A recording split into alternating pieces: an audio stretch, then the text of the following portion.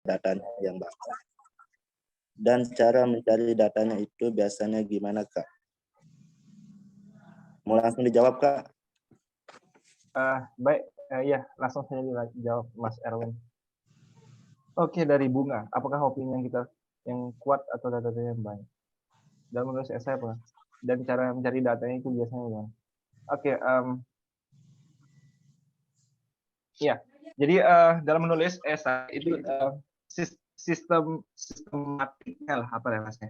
Itu kan dalam satu paragraf itu ada satu main idea gitu ya, main idea atau ide utama gitu. Jadi misalkan di kalimat pertama itu ada main idea gitu, misalkan argumen merupakan organisasi debat terbesar di NTB gitu. Nah, itu titik satu. Itu tanpa data juga boleh karena itu opini kita kan, itu opini kita. Nah, itu setelah itu di kalimat 2, 3, 4 dan seterusnya itu silakan teman-teman dukung dengan data. Apa yang buat UKM argumen ini organisasi terbesar gitu. Apa sih yang bisa menjadi data penguat? Nah, jadi di kalimat 2, 3, 4 itu erat kaitannya dengan makhluk merah tadi, teman-teman. Jadi teman-teman cari itu. Jadi teman-teman cari di web atau di jurnal atau secara wawancara teman-teman bisa melakukan itu. Dan itu nanti saya rasa teman-teman saya rasa teman-teman mengetahui lah, familiar gitu, di pojok dekat titik gitu, titik kalimat tuh ada kayak body note atau footnote gitu ya, terserah apa bentuk referensinya. Nah, itu sebagai penguat gitu, teman-teman. Jadi di situ data-datanya. Jadi misalkan apa ya, UKM argumen organisasi terbesar di NTB, misalnya teman-teman nyari ada tuh ketemu di Suara NTB atau di koran atau di mana, nah itu teman-teman cantumkan di sana. Nah itu jadi dia dengan apa ya, dengan itu sangat konkret dan sangat absah sekali gitu argumen ya, maksudnya argumentasi teman-teman gitu dengan UKM argumen. Jadi di kalimat kedua, ketiga, keempat itu kalau kata dosen saya gitu ya, biasanya kan kita menulis satu paragraf itu satu citasi gitu, satu citasi. Tapi kalau kata dosen saya, dosen HI gitu, alangkah lebih konkret, alangkah lebih baiknya kalau satu paragraf itu misalkan ada 5 kalimat, 4 kalimatnya itu ada citasi gitu, ada data pendukung, itu kuat banget pasti, itu bagus banget. Itu kalau dari HI gitu ya, saya nggak tahu kalau dari Saintek, dari golongan LKTI dan writing opinion gitu, ya saya rasa itu Bunga. Semoga menjawab.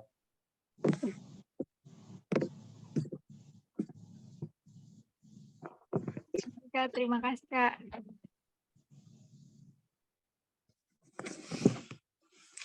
Terima kasih atas jawabannya ya, Kak. Sedikit saya simpulkan sebelum mengakhiri kegiatan kita pada pagi hari ini. Simpulannya adalah menulis itu adalah sebuah karya yang indah. Tulislah semua hal pikiran dan tuangkan pada selembar kertas, dan untuk menulis karya esai membutuhkan konsentrasi yang tinggi dan dibimbing oleh yang ahli di bidangnya. Salah satunya adalah Kak Ridho Ferdiasa sendiri. Mungkin itu saja yang dapat saya sampaikan, kurang lebihnya saya mohon maaf. Saya kembalikan ke MC. Assalamualaikum warahmatullahi wabarakatuh.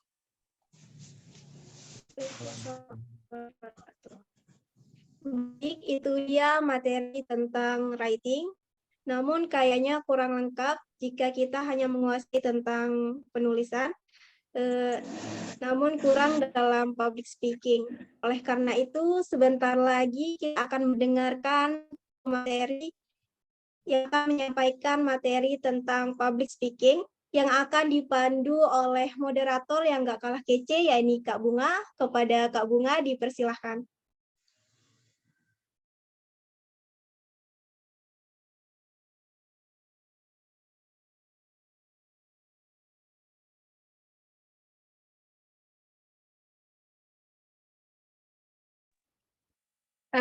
Baik, terima kasih atas kesempatannya, Nurul. Di sini saya sebagai moderator yang akan membantu acara di beberapa menit ke depan. Nah, tadi kan sudah disampaikan materi writing oleh Kak Rido. Nah, sekarang akan disampaikan materi public speaking oleh Kak Fahima. Tapi sebelum itu, saya ingin membacakan terlebih dahulu prestasi-prestasi yang sudah didapatkan oleh Kak Fahima sendiri. Nah, Kak Fahima ini merupakan CEO Achievement Development Department Argumen tahun 2022. Terus Kak Fahima juga sudah mendapatkan juara 2 debat Bahasa Indonesia Forkom FKIP Unram tahun 2022, juara 2 KDMI tingkat FKIP Universitas Mataram 2021, juara 1 Micro Teaching Forkom FKIP se-Indonesia tahun 2022, juara 1 pembelajaran BEM Unisula Nasional tahun 2022. Nah, mungkin langsung aja ke Kak Fahima. Kak Fahima sudah ada di room. Halo Dek. Oke. Gimana kabarnya? Oke, alhamdulillah.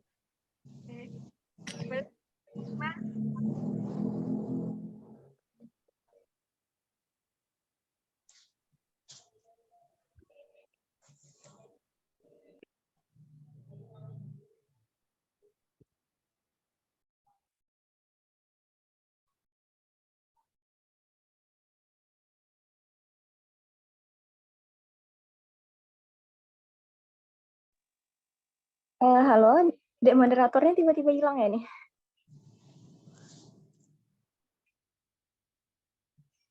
Ada, Kak.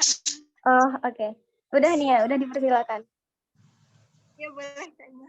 Oke, sebelumnya boleh minta tolong untuk dibantu share screen, karena kebetulan baru ngecek di laptop Kak Ima, Zoom-nya itu bermasalah, jadi nggak bisa. Minta tolong ya, untuk di share screen kan.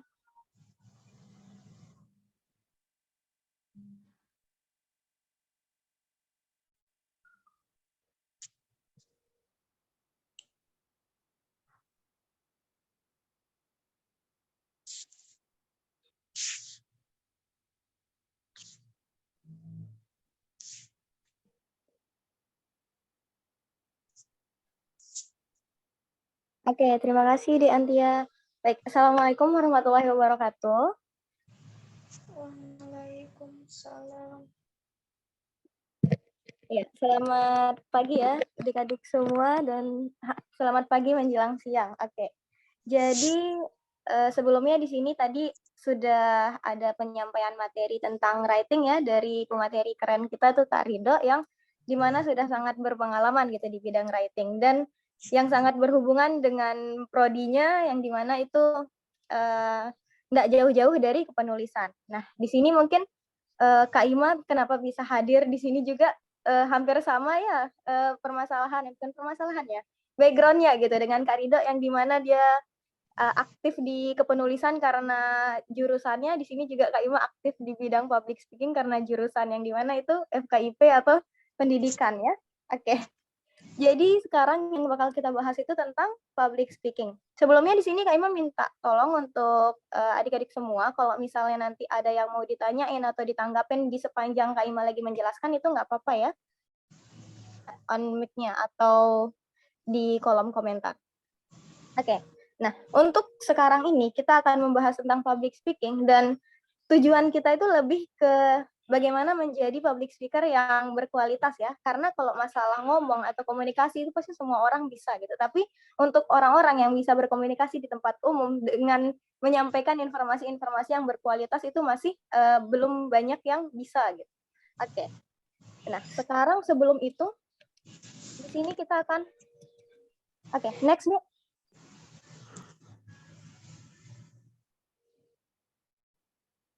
Oke, apa itu public speaking? Nah, ayo. Di sini ada yang bisa jawab nggak apa itu public speaking?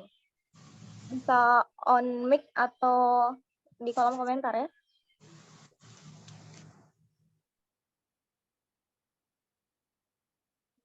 Oke, ada yang bisa jawab nggak tuh? Apa itu public speaking?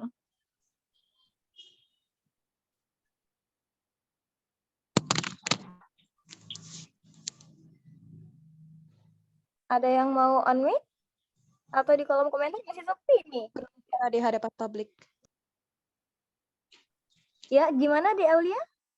Berbicara di hadapan publik, berbicara kepada orang banyak.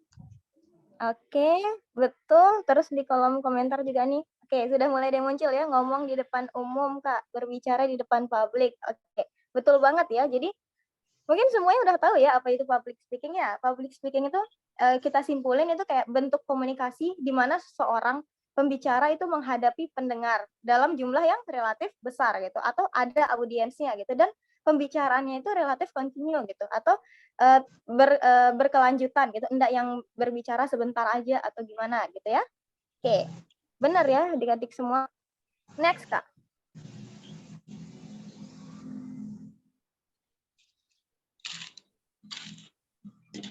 Nah, ini dia. Kira-kira manfaat dari punya skill public speaking itu apa sih gitu? Kenapa adik-adik semua sampai mau gitu untuk ikutin training dari public speaking ini, atau kenapa sampai pengen untuk punya skill public speaking ini? Coba kita cek nih. Apa aja sih manfaat dari punya skill public speaking gitu? Next, Kak. Oke. Ini dia. Jadi dari kita punya skill public speaking itu implementasinya itu ada di berbagai bidang. Salah 4-nya. Oke. Di sini ada 4 yang Kak Ima kategoriin jadi 4 bagian. Yang pertama, yang kedua tuh event, terus yang ketiga itu untuk meraih mimpi. Oke, boleh di next? Nah, ini. Bisa terus di next saja. Oke. Nah, di bidang perkuliahan nih, manfaat dari kita punya skill public speaking itu ada banyak ya. Kayak sebagai contohnya itu pertama, presentasi tugas, untuk kita presentasi tugas. Yang kedua itu untuk kita seminar, yang dimana nanti pasti adik-adik semua akan mengalami fase untuk seminar gitu. Entah itu seminar proposal, seminar hasil skripsi, atau sidang skripsi nantinya gitu. Terus yang ketiga itu bisa ngobrol dengan dosen, karena nggak semua mahasiswa itu punya nyali untuk ngobrol sama dosen gitu, karena yaitu banyak jejahnya, gimana apa ya, jejah ya, banyak khawatirnya gitu, banyak takutnya, banyak cemasnya kayak gitu ya.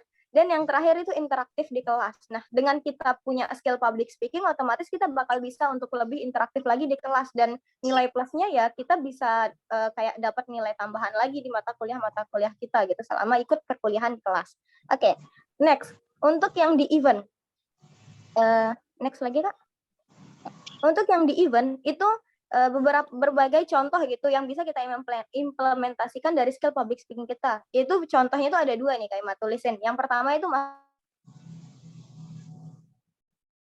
event, dan yang kedua itu jadi moderator. Nah, ini bisa kita sebut talent ya, talent acara gitu. Walaupun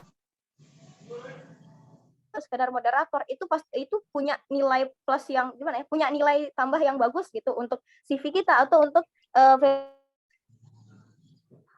mana pengalaman kita di MC dan juga di moderator gitu. Terus kemudian yang ketiga itu di bidang prestasi. Nah, ini mungkin yang teman-teman atau adik-adik semua kejar ya, kayak pengen public speaking supaya bisa menambah prestasi gitu, atau menciptakan prestasi untuk diri sendiri. Nah, yang dimana di sini contohnya mungkin banyak banget ya lomba, entah itu walaupun ini bukan lomba tentang speaking atau bukan lomba tentang yang berbicara, kayak contoh lomba-lomba karya tulis misalnya, yang itu butuh skill writing misalnya, tapi kebanyakan lomba kepenulisan juga itu membutuhkan skill public speaking untuk kita mempresentasikan karya kita. Jadi kedua hal itu perlu juga untuk kita punya gitu, yang dimana mungkin sebelumnya ada yang pengen ada yang pengen ningkatin skill writing-nya, tapi kalau tujuannya adalah untuk meraih prestasi untuk lomba-lomba, itu bisa dilengkapi juga dengan skill public speaking-nya, karena nanti dengan presentasi atau bagaimana cara kita berbicara itu bisa mendukung apa yang kita tulis gitu. Dan kemudian kayak lomba-lomba lainnya kayak lomba speech, misalnya broadcast, vlog, podcast, dan lain sebagainya itu juga bisa diraih gitu ya. Dan yang terakhir itu contohnya itu meraih mimpi. Maksudnya kayak gimana? Kayak hal-hal lain gitu ya, di luar dari perlombaan. Kayak contoh, kita pengen ikut beasiswa, pasti ada seleksi interviewnya, bukan? Kita ikut kegiatan-kegiatan volunteer mungkin yang lagi marak-maraknya sekarang ini, itu butuh juga ada pasti sesi interviewnya. Dan kayak interview magang atau program-program kampus merdeka dan lain sebagainya, itu pasti nggak jauh-jauh dari sesi interview gitu. Otomatis kita harus punya skill berbicara yang baik gitu supaya meyakinkan diri kita, supaya bisa mendefinisikan diri kita dengan baik gitu. Oke, sebelum kalau suara Kak Ima, kalau ngomong Kak Ima kecepatan bisa di komen ya. Next deh.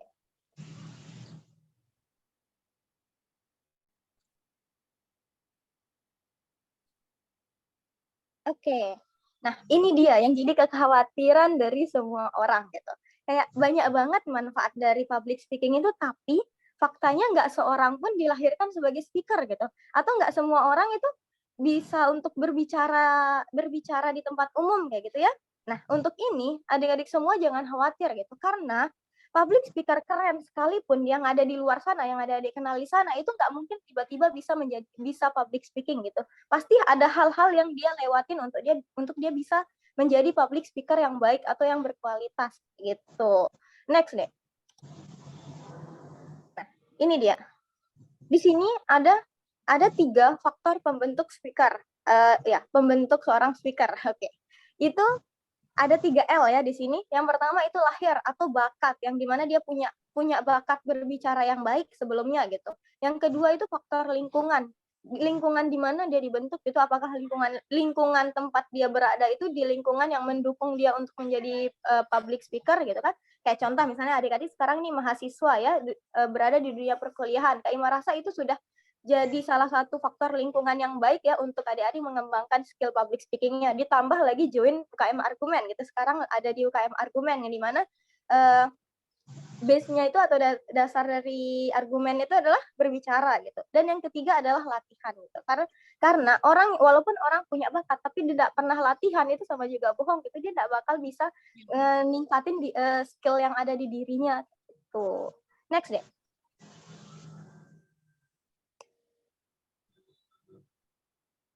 Oke, ini dia masalah dalam public speaking gitu. Ada 3 yang sering jadi masalah. Yang pertama itu karena nervous atau cemas.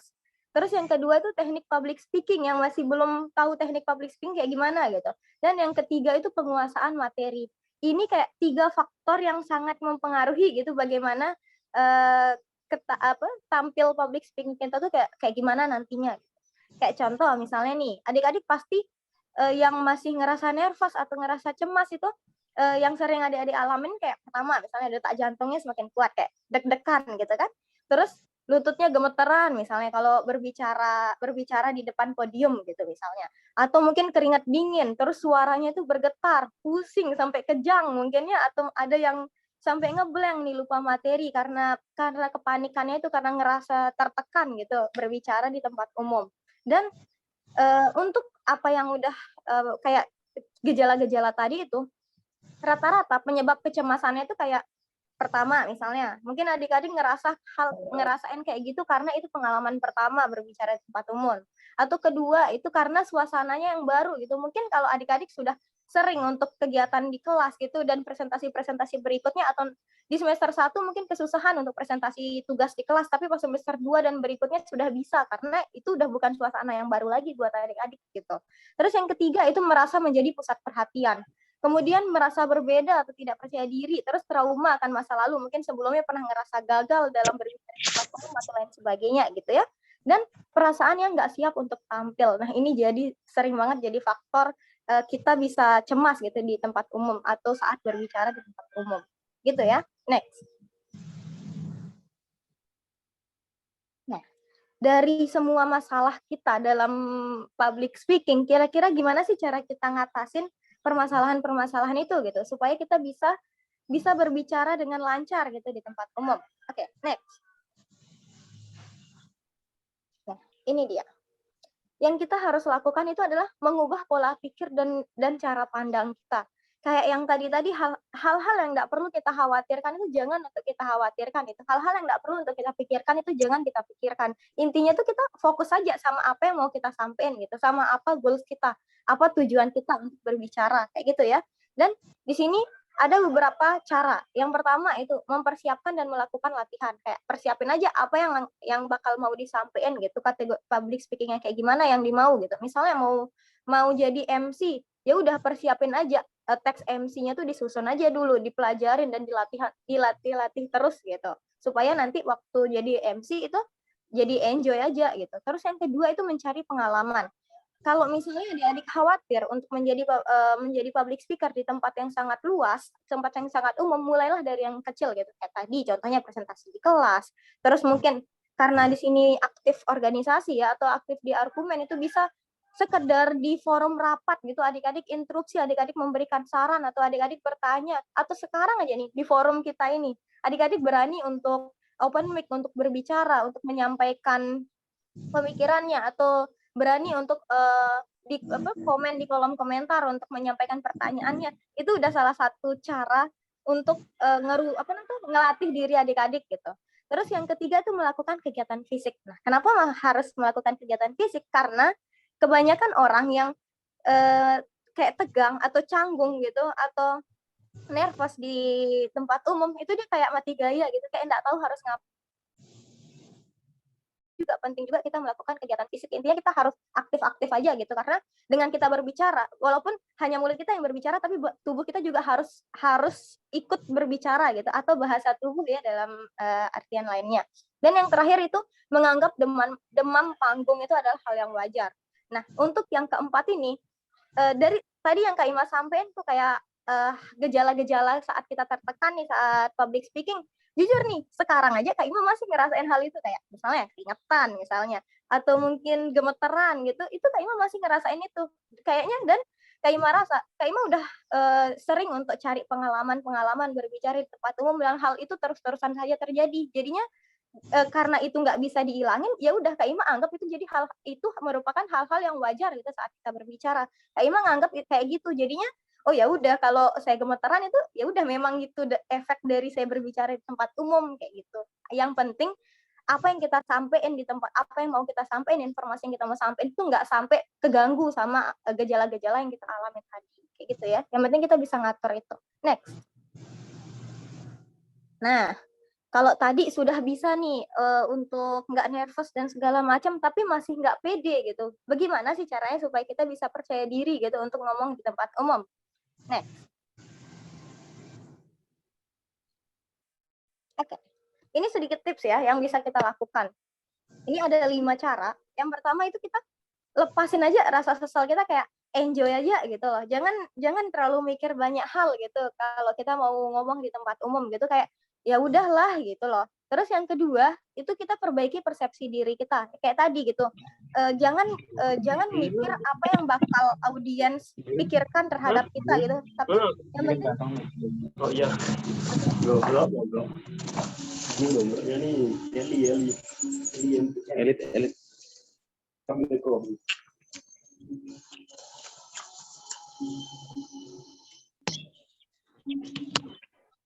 Denny, boleh dimatikan mic-nya? Oke, lanjut ya. Dan yang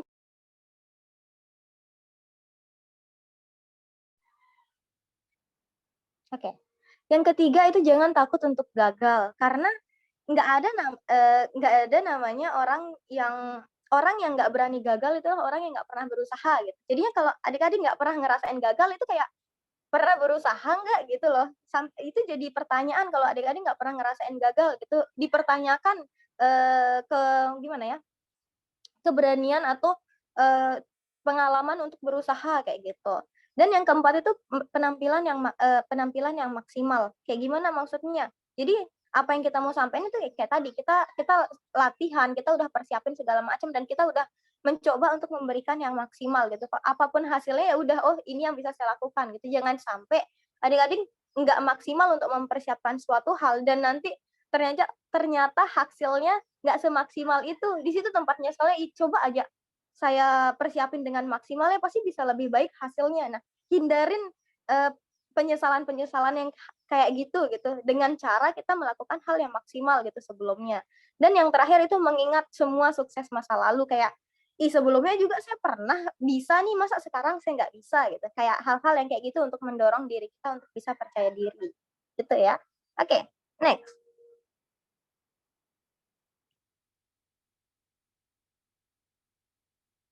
Oke, nah ini sedikit tips yang bisa, mana nih? Oke.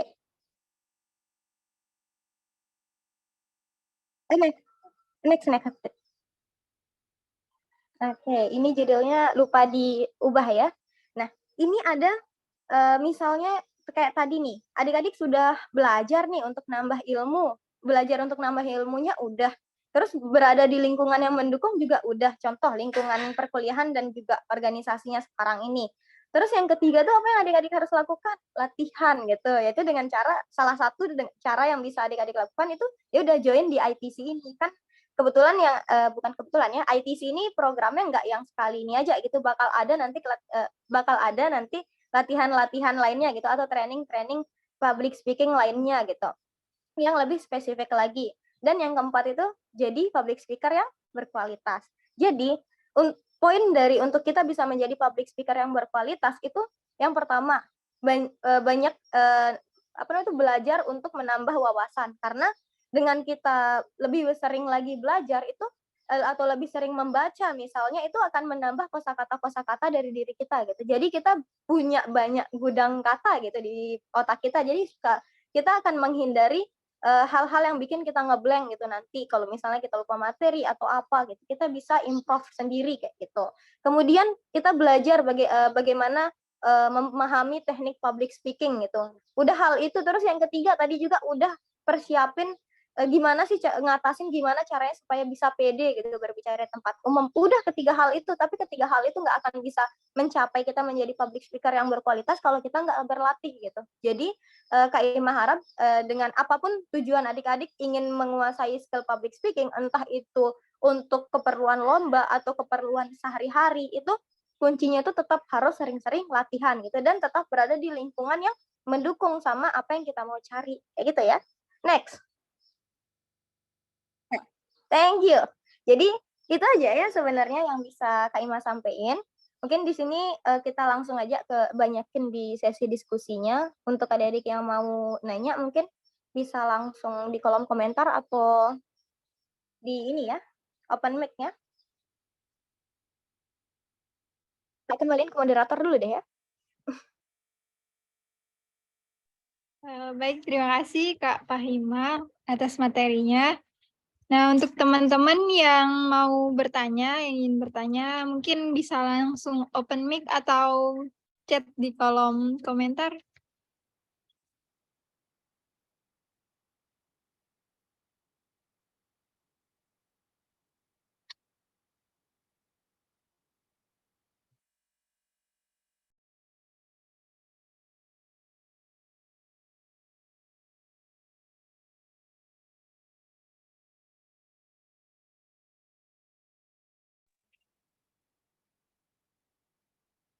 Iya, boleh Ririn.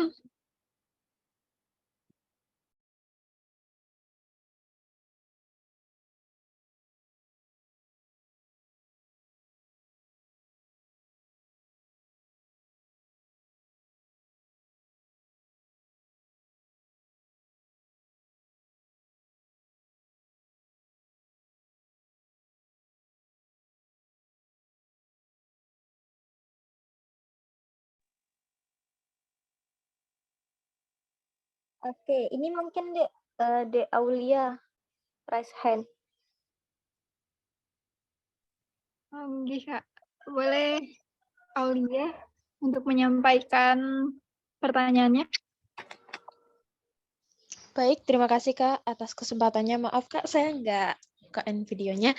Jadi pertanyaan saya itu, Kak Fahima ada tips nggak sih gimana caranya supaya enggak tegang gitu waktu ngelihat audiens? Karena saya bahkan sekalipun sudah latihan ataupun ngelakuin itu bertahun-tahun gitu ya, kalau udah ngelihat wajah audiens, apalagi kalau udah ngelihat wajah bosan audiens itu seketika ngerasa terintimidasi kayak gitu. Nah, rasa kayak aduh kok saya jelek ya kayaknya penampilan saya kayak gitu ya. Itu ngebuat tiba-tiba itu kayak kacau gitu kan pikiran, pada akhirnya malah jadi makin tegang, makin apa ya kayak gitu. Nah itu kakak ada tips khusus nggak sih gimana cara ngatasinnya gitu? Terima kasih. Oke. Kak Ima langsung jawab ya, Dek? Atau gimana? Boleh, Kak Ima langsung jawab. Oke. Untuk De Aulia, nah iya, dari sepengetahuan Kak Ima juga De Aulia ini sudah sangat berpengalaman ya dalam pengalaman di bidang public speaking-nya. Tapi ternyata masih sering ngerasa tegang gitu untuk saat ngelihat audiens, dan ternyata rasa tegang atau kayak deg-degannya itu berdampak gitu sama apa yang pengen disampaikan sama De Aulia. Jadi tadi minta tips and trick dari Kak Ima, gimana sih caranya gitu supaya nggak terlalu tegang gitu. Balik lagi apalagi ini dengan De Aulia yang sudah berpengalaman gitu ya di bidang public speaking, tapi masih ngerasa tegang kayak gitu, itu balik lagi ke poin Kak Ima yang tadi itu, ubah pola pikir dan cara pandang De Aulia gitu. Kayak gimana ya, dengan De Aulia sudah mempersiapkan dan melakukan latihan, sudah mempunyai pengalaman juga, dan sudah mempersiapkan yang terbaik gitu, atau sudah memberikan hal yang terbaik. Jadi apalagi yang perlu De Aulia khawatirkan gitu. Jadi pemikiran-pemikiran dengan kayak tadi yang Kak Ima bilang gitu, jangan terlalu dipikirin apa yang dipikirin orang ke kita gitu, atau apa yang audiens itu pikirin ke kita gitu. Kayak itu dah yang sering terjadi tuh, kayak mikir, pasti audiens di ujung sana lagi gibahin saya, kayaknya penampilan saya lagi nggak bagus deh hari ini. Kayaknya apa yang saya sampaikan salah deh gitu. Kayaknya kayak kebanyaknya kayaknya gitu. Nah, apa yang De Aulia pikirkan gitu, kayak udah De Aulia sudah punya pemikiran kan, kayak orang itu mikirin apa gitu, kayak udah punya bayangan itu orang-orang bakal mikirin apa tentang kita. Ya udah, itu yang kita persiapin gitu. Kayak misalnya mereka De Aulia takut untuk mereka mengoreksi atau kayak ngejulitin penampilan kita, berarti sebelum kita tampil ya udah kita perbaiki, kita berikan penampilan yang sebaik mungkin gitu, serapi mungkin dan secantik mungkin gitu kan ya. Terus yang kedua, dari apa yang kita sampein, takut nanti kalau saya ngeblank saya malah salah ngomong, ya itu berarti kita harus sering-sering latih lagi kosakata kita gitu, perbanyak lagi kosakata kita dengan sering-sering membaca, sering-sering mendengar gitu. Atau misalnya kalau posisinya di Aulia ini jadi pengisi acara gitu, atau jadi talent acara, ya sering-sering ikutin acara dulu sebelumnya gitu. Lihat bagaimana penampilan-penampilan dari moderator, bagaimana penampilan-penampilan dari MC yang jam terbangnya sudah tinggi gitu, atau event-event yang gede gitu. Lihat bagaimana cara mereka untuk memandu acara itu gitu. Mungkin itu dari Kak Ima. Dari De Aulia gimana? Iya Kak, terima kasih banyak. Terus sebenarnya ini agak berkaitan juga, soalnya kan kalau kita sebagai public speaker itu, kalau kita udah di atas panggung itu banyak kejadian yang kayak nggak bisa kita rencanain dari sebelumnya. Tiba-tiba ditanyain ABC lah, atau tiba-tiba ada kejadian ABC lah, itu nyebatin itu yang sebabin kayak apapun persiapan kita sebelumnya itu tiba-tiba di atas panggung tuh udah beda banget situasinya kayak gitu. Jadi tegangnya itu udah nggak kontrol tuh, karena nggak tahu mau ngapain kan, karena nggak ada persiapan gitu. Nah iya, itu lebih ke nanti bagaimana cara De Aulia itu untuk ningkatin improvisasinya gitu. Kalau misalnya itu di luar dari rencana, tapi De Aulia masih tahu, silahkan ditanggapi sebagaimana mestinya gitu. Tapi kalau misalnya itu sudah di luar dari rencana, di luar dari perkiraan, dan udah di luar kemampuan kita, usaha bagaimana cara mengalihkannya ke arah apa yang udah De Aulia persiapkan kayak gitu. Jadi berusaha untuk ngebelokin aja gitu, tapi kita harus belajar kayak segimana halusnya supaya kita bisa ngebelokin itu gitu ke arah yang kita mau gitu, atau ke arah yang udah kita persiapkan kayak gitu deh. Wah, oke Kak, terima kasih banyak Kak jawabannya.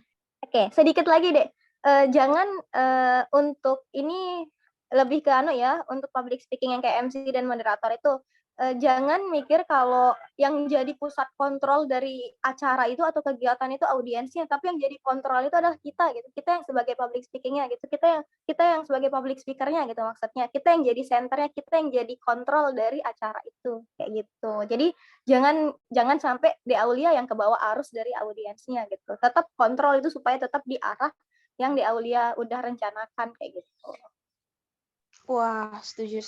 Soalnya terlalu kebiasaan pikirin audiens ya, sampai kadang lupa Iya. kalau kita yang ambil. Oke.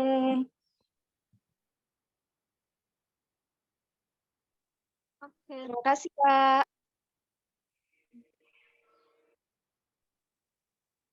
Oke, baik. Untuk pertanyaan selanjutnya, ini ada dari Ririn, Kak Ima. Kak Ima mau tanya, kalau mau menang di lomba speech, hal apa yang perlu diperhatikan? Oke, halo Ririn. Nah, untuk pertanyaan Ririn ini, untuk di lomba speech ya, karena kebetulan di sini Kak Ima nyampeinnya itu secara umum aja, dan nanti bakal ada pertemuan khusus yang akan membahas atau menguliti sedalam-dalamnya tentang speech ya. Bukan begitu, Kak Cifman? Mana nih? Oke, itu dia. Tapi mungkin di sini, mana? Menang lomba di speech, hal apa yang perlu kita perhatikan? Untuk ini sedikit mungkin yang dari yang Kak Ima tahu sebelumnya, kebetulan juga Kak Ima belum pernah ya untuk ikut lomba-lomba speech atau lomba-lomba yang Kak Ima sampein tadi gitu. Tapi pengalaman Kak Ima itu lebih ke pengalaman di luar lomba itu atau di lomba-lomba yang linear kayak dengan prodi Kak Ima, kayak contohnya micro teaching gitu atau presentasi-presentasi dari karya tulis. Jadi Kak Ima lebih sering ikutin yang itu gitu.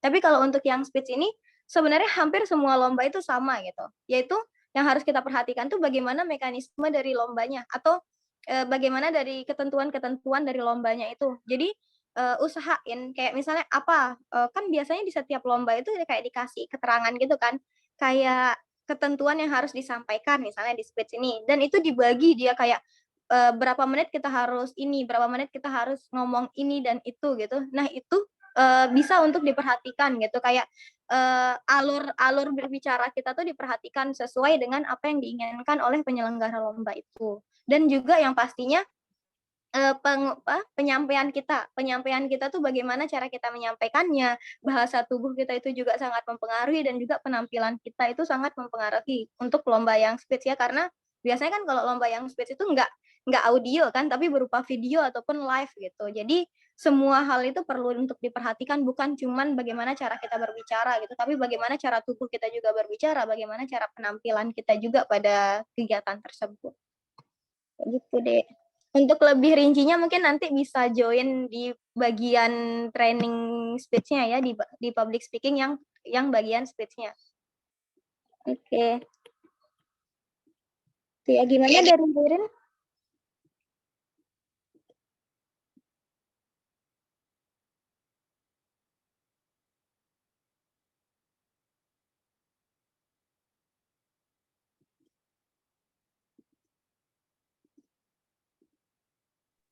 Oke. Kak Ima langsung ya ke pertanyaan dari Patin Hafifani. Kak Ima. Iya. Kak, izin bertanya nih, bagaimana cara kita supaya tidak terlihat seperti kebingungan nih saat di tengah presentasi, karena seketika itu materi sudah kita kuasai itu tiba-tiba hilang. Oke, sebelumnya kenapa bisa materinya itu tiba-tiba hilang gitu? Yang udah dikuasain itu tiba-tiba hilang, itu pasti karena demam panggung gitu. Yang paling sering itu adalah karena demam panggung. Terus gimana cara kita untuk bisa terlihat biasa aja gitu atau enggak bingung saat presentasi? Kayak ya udah Dek Patin itu kayak sering-sering aja gitu, jangan sampai karena sekali Dek Patin untuk nyoba presentasi itu ngehasilin hal yang kurang maksimal lah gitu bahasanya ya, atau Dek Patin ngerasa kurang puas sama apa yang udah Dek Patin lakuin gitu, atau apa yang udah Dek Patin presentasiin. Nah, jangan sampai Patin ngerasa karena kayak gitu tuh berhenti untuk mau nyoba presentasi gitu. Jadi takut untuk presentasi, itu hindarin hal yang kayak gitu gitu. Ini aja tanemin gitu. Untuk orang-orang yang berusaha itu pasti bakal sering ngerasain gagal gitu. Jangan sampai gagal sekalinya Patin itu ngebuat Patin berhenti untuk nyoba lagi. Itu aja sih, kayak jangan kuncinya tuh jangan berhenti gitu untuk coba lagi gitu. Terus aja dicoba gitu. Apalagi ini kan di kelas itu kayak gimana ya, kalau misalnya kita presentasi di kelas kan kayak entahlah apa aja gitu teman-teman bilang, yang penting saya udah coba gitu, next lagi dicoba lagi gitu kan. Kan presentasi di kelas tuh kayak banyak banget gitu kan. Jadi itu bisa dijadiin tempat Depatin untuk latihan untuk upgrade diri Depatin ya gitu. Itu mungkin dari Kak Ima, dari gimana dari Depatin?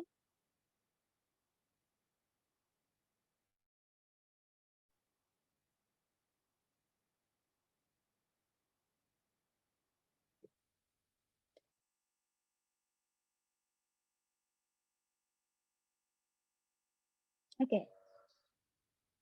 Dari Dek Patin belum ada respon ya. Kak Ima lanjut ya. Gimana?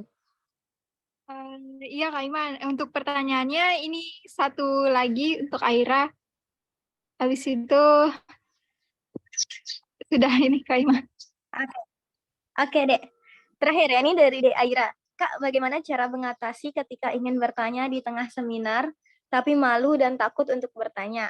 Takut juga pertanyaannya kurang berbobot, jadi ujung-ujungnya nggak jadi nanya, padahal pengen latih ngomong di depan orang banyak. Oke, Dek. Nah, agak semangat ya Kak Ima nih, karena ini juga yang jadi permasalahan Kak Ima di awal-awal dulu gitu. Kak Ima paling menghindari namanya yang mau nanya-nanya gitu, karena itu udah ngerasa, ih berbobot nggak ya pertanyaan saya, kayak gitu. Kayak, ih cocok nggak sih untuk saya nanya ini gitu. Atau nanti misalnya pas sudah dipersilakan untuk bertanya, terus dikasih mic ngeblank gitu, mau nanya apa gitu. Nah kuncinya tuh yang pertama, dari persepsi De Aira dulu nih.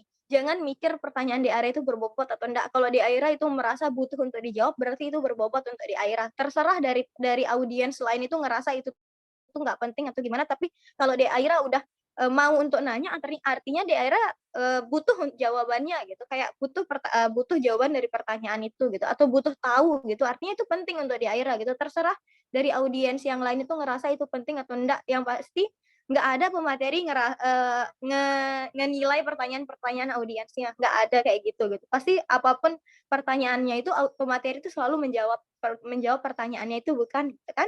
Terus yang kedua itu, gimana nanti kalau misalnya punya pertanyaan pas dikasih kesempatan untuk bertanya malah ngeblank mau nanya apa. Sebelumnya itu catat dulu nih pertanyaannya di akhir itu apa. Kayak kalau bisa detail kata-kata itu dicatat, apa yang mau disampaikan itu dicatat detail kata-katanya, karena dulu juga Kak Ima pas awal-awal gitu kayak pengen nanya-nanya itu, jangankan di acara seminar ya, bahkan di sekelas rapat panitia itu Kak Ima masih ngeblank kok dulu untuk nanya gitu, untuk nanya progres panitia kayak gitu-gitu, itu masih susah juga gitu. Jadi Kak Ima caranya tuh ya udah tulis pertanyaan tuh segimana kata-kata yang mau Kak Ima sampaikan. Jadi pas udah dipersilakan ngomong, tinggal Kak Ima bacain aja apa pertanyaannya itu. Jadi ya udah kesampaikan kan pertanyaan kita apa gitu, dan nggak akan dijudge juga kok pertanyaan kita tuh berbobot atau enggaknya sama pemateri kayak gitu, atau ya pembicara gitu deh. Oke Kak Ima, terima kasih. Sama-sama, Dek. Oke, sudah ya ini, Dek. Bagaimana Ibu moderator? Ya Kak Ima. Baik, mungkin itu penyampaian materi dari Kak Ima. Sangat membantu untuk kita belajar public speaking, karena kita tadi sudah mendengarkan kan ada cara mengatasinya, terus ada cara agar terlihat pede, terus gimana sih faktor-faktornya, terus manfaatnya. Nah, terus di sini saya dapat menyimpulkan, jadi untuk menjadi public speaking itu ada yang sudah dari lahir bakatnya ada, dan ada yang harus mencari terlebih dahulu. Nah, mencarinya itu dengan cara kita latihan, menambah kosakata, dan berada di lingkungan yang tepat. Serta kita juga harus mencari pengalaman untuk public speaking-nya. Baik, Kak Ima, terima kasih banyak untuk penyampaian materi pada hari ini.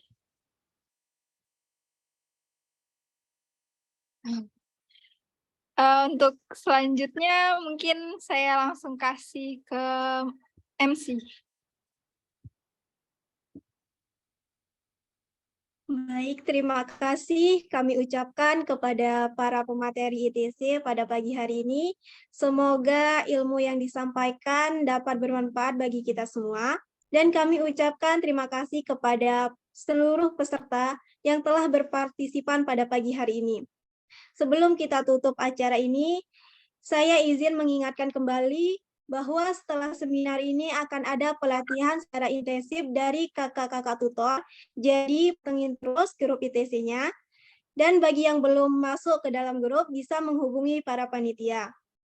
Baik, mari kita tutup acara ini dengan sama-sama membaca mohon maaf. Baik, mari kita tutup acara ini dengan sama-sama melepaskan hamdalah. Alhamdulillahirabbil alamin. Semoga webinar hari ini bermanfaat bagi kita semua. Dan saya mewakili seluruh panitia, mohon maaf jika ada kesalahan dalam berlangsungnya acara ini, baik disengaja maupun tidak disengaja. Saya Nurul, pamit undur diri. Sekian, terima kasih. Wassalamualaikum warahmatullahi wabarakatuh. Waalaikumsalam warahmatullahi wabarakatuh. Waalaikumsalam. Terima kasih semuanya. Besok ada